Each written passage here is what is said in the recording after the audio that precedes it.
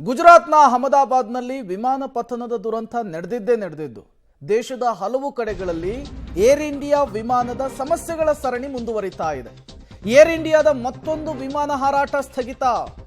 Ahmedabad to London ವಿಮಾನ ಹಾರಾಟವನ್ನು ಸ್ಥಗಿತಗೊಳಿಸಲಾಗಿದೆ ಎನ್ನುವಂತಹ ಮಾಹಿತಿ ಸಿಗ್ತಾ ಇದೆ.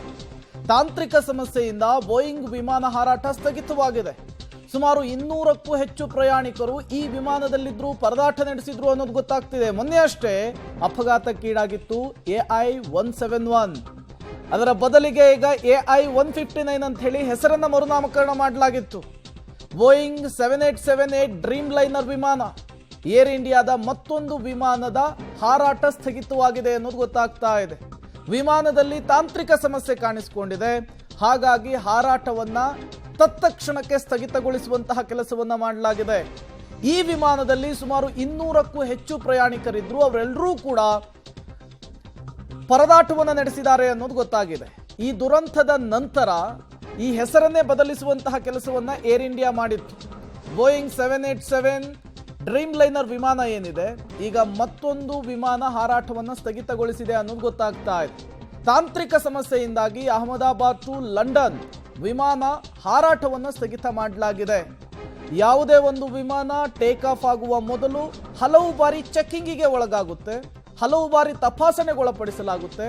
ಈ ಸಂದರ್ಭದಲ್ಲಿ ತಾಂತ್ರಿಕ ದೋಷ ಕಂಡು ಬಂದ್ರೆ, ಇಂಜಿನ್ ಸಮಸ್ಯೆ ಕಂಡು ಬಂದ್ರೆ ಅಂತಹ ವಿಮಾನವನ್ನು ತತ್ಕ್ಷಣಕ್ಕೆ ಸ್ಥಗಿತಗೊಳಿಸುವಂತಹ ಕೆಲಸ ಆಗುತ್ತೆ.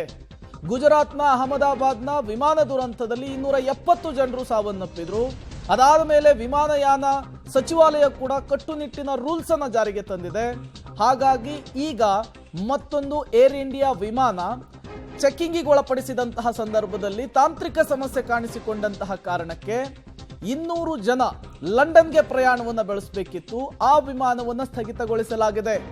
ಕೊನೆ ಕ್ಷಣದಲ್ಲಿ ವಿಮಾನವನ್ನು ಸ್ಥಗಿತಗೊಳಿಸಿರುವಂತಹ ಕಾರಣ ಸಹಜವಾಗಿಯೇ ಪ್ಯಾಸೆಂಜರ್ಸ್ ಅಲ್ಲಿ ಒಂದು ರೀತಿಯ ಗಲಿಬಿಲಿ ಉಂಟಾಗಿದೆ. ಮುಂದೇನ್ ಮಾಡಬೇಕು ಅಂತ ಗೊತ್ತಾಗದೇನೆ ಗೋಜಲು ಕೂಡ ಅಲ್ಲಿ ಉಂಟಾಗಿರೋದು ಗೊತ್ತಾಗ್ತಾ ಇದೆ. ಈ ವಿಮಾನ ದುರಂತ ನಡೆದು ಇವತ್ತಿಗೆ 6ನೇ ದಿನ. ಈ 6 ದಿನದ ಒಳಗಾಗಿ ಈ ರೀತಿಯ ಹಲವು ಘಟನೆಗಳು ಕೂಡ ದೇಶದಲ್ಲಿ ನಡೀತಾ ಇರುವಂತಹದ್ದು. ಸಾಲು ಸಾಲು ವಿಮಾನಗಳು ತಾಂತ್ರಿಕ ಸಮಸ್ಯೆಗೊಳಗಾಗ್ತಾ ಇರುವಂತಹ ವಿಚಾರಗಳು ಕೂಡ ಗೊತ್ತಾಗ್ತಾ ಇದೆ. ಈಗ ಮತ್ತೊಂದು ಏರ್ ಇಂಡಿಯಾದ ವಿಮಾನ ಹಾರಾಟವನ್ನು ಸ್ಥಗಿತ ಮಾಡಿದ್ದಾರೆ ಅನ್ನೋದು ಗೊತ್ತಾಗ್ತಾ ಇದೆ. ಇದು ಅಹಮದಾಬಾದ್ನ ಇಂಟರ್ನ್ಯಾಷನಲ್ ಏರ್ಪೋರ್ಟ್ನಿಂದ ಲಂಡನ್ಗೆ ಹೋಗಬೇಕಾದಂತಹ ವಿಮಾನ. ಇದು ಕೂಡ ಬೋಯಿಂಗ್ ಕಂಪನಿಗೆ ಸಂಬಂಧಪಟ್ಟಂತಹ ವಿಮಾನ, ಬೋಯಿಂಗ್ ಕಂಪನಿಯ ಮ್ಯಾನುಫ್ಯಾಕ್ಚರ್ ಮಾಡಿದಂತಹ ವಿಮಾನ ಅನ್ನೋದು ಗೊತ್ತಾಗ್ತಾ ಇದೆ. ಟೇಕ್ ಆಫ್ ಆಗುವ ಮೊದಲು ಹಲವು ರೀತಿಯ ಚೆಕ್ಕಿಂಗಿಗೆ ಒಳಪಡಿಸಿದಂತಹ ಸಂದರ್ಭದಲ್ಲಿ ಏರ್ ಇಂಡಿಯಾ ವಿಮಾನದಲ್ಲಿ ಈ ತಾಂತ್ರಿಕ ಸಮಸ್ಯೆ ಕಾಣಿಸಿಕೊಂಡಿದೆ. ಹಾಗಾಗಿ ವಿಮಾನವನ್ನ ಕೊನೆಯ ಕ್ಷಣದಲ್ಲಿ ಸ್ಥಗಿತಗೊಳಿಸುವಂತಹ ಕೆಲಸ ಆಗಿದೆ.